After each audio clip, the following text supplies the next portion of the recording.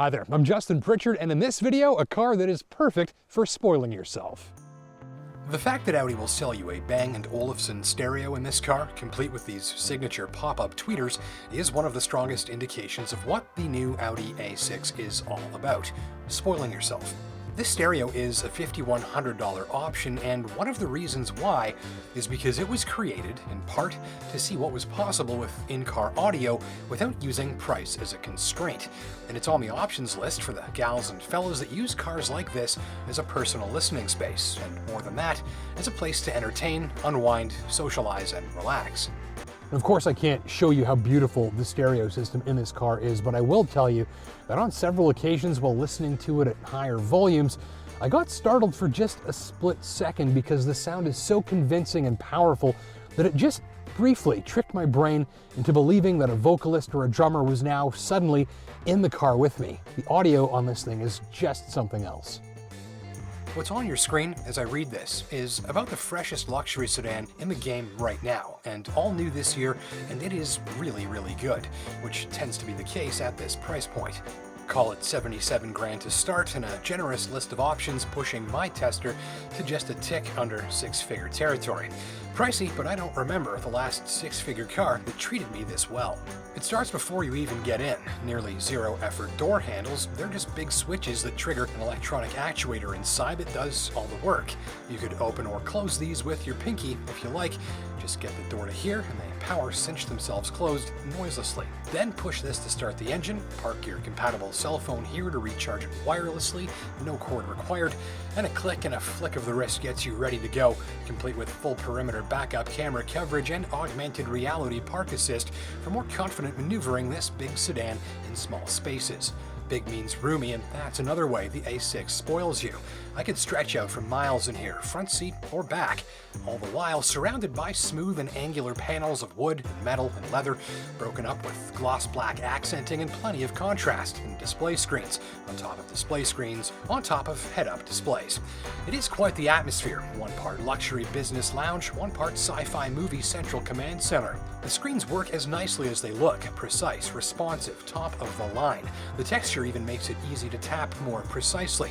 And since the central command interface handles hundreds of functions with simple, logical, and no BS menus and submenus, there's little need for tactile buttons, which clears room for bigger screens. The instrument cluster is, of course, also a screen, and with a few clicks, you can call up all sorts of info, including this outstanding map view with building-level detail. When it comes to providing the driver with plenty of cool tech at their fingertips, few machines do it this well. Of course, impressive autonomous functionality means that A6 helps you to watch the road around you too, for pedestrians, impact hazards, cars in your blind spot, and plenty more. Turn these systems on and off to taste at the click of a button anytime you'd like. How's it drive? Just like it looks. Sturdy, comfy, solid, and just a touch sporty, but not too much. These 21-inch wheels are wrapped in thin, sporty tires, usually a recipe for ride comfort disaster on the roads where I live, but thanks mainly to the must-have adaptive suspension system, that's not the case. The Trick shock absorbers can respond to the road for ride quality optimization on an inch-by-inch basis, so it rides more comfortably more of the time, and it feels solid and thick beneath you in the process, so get the 21s and get the air suspension, and you've got the look without the spinal trauma if you're driving down a rough road.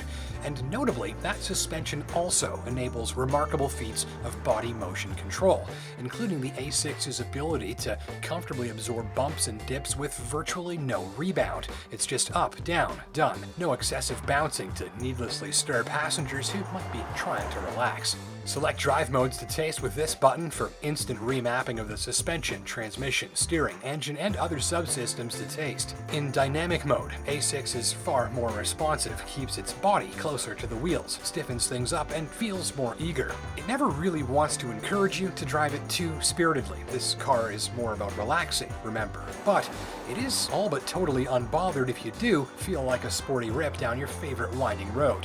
Just don't forget to secure items with this mesh in the trunk or you'll spill all of the groceries. You can fit plenty of those back here, plenty of camera gear too. In our case, tap here to close the trunk or close the trunk and lock the car. The 3-liter V6 has a turbocharger bolted between its cylinder banks and a light hybrid system bolted to its backside. All said, you get 335 horses, even more torque, added efficiency in most driving, and when needed, an electrical power boost that requires no additional fuel. Mostly, you don't even know this hybrid system is doing anything, which is of course the point. In fact, you'll hardly hear a thing from the engine bay until you're at high revs with your foot down. In gentle driving, it feels almost like driving an electric car. Torque to burn, but almost no sound. This power plant is a strong and silent performer through and through. Could be smoother though. Both the dual clutch transmission and hybrid system used here create some subtle shuddering or vibrations as part of their normal operation, especially in stop-and-go traffic. So if you spend a lot of time in that specific sort of driving, you do have smoother options. Performance is sufficient to see you almost noiselessly pass the speed limit in quick order, and passing power lands somewhere between more than adequate and pretty darn quick. At full throttle, the engine isn't much to listen to though. Mostly it's just a small restrained growl when it comes to the sound effects, which reminds me about the tailpipes. You notice that there aren't any, at least not visible anyhow. Those are just black plastic panels. So presumably the sound of this car, or anything to do with its exhaust system, is probably of very little interest to its shopper. But also, maybe Audi's starting to prepare us for an electric motoring future where cars won't have an exhaust system at all. Before we wrap this up, I want to show you how some remarkably confident braking looks. Emergency stops arrive with sports sedan level G-forces and startling urgency, and good pedal feel and virtually no brake fade during sequential testing. So she hunkers down fast, almost uncomfortably so, which is what you want. This is the first big sedan in quite some time with brakes that made me swear approvingly. That high-tech suspension helps minimize nose planting here too. All said, this car does a dandy job of making emergency stops feel less like an emergency. Gripes? Nothing major. We could say they've pretty much nailed this one. More enthusiastic drivers might wish for some more sharpness at some of the controls, and stop-and-go driving can result in some more vibrations and feedback from the driveline than some will like. I'd say, ultimately, tech-loving shoppers looking to spoil themselves with comfort to spare in this price range can consider this one a priority test drive. Thanks for watching.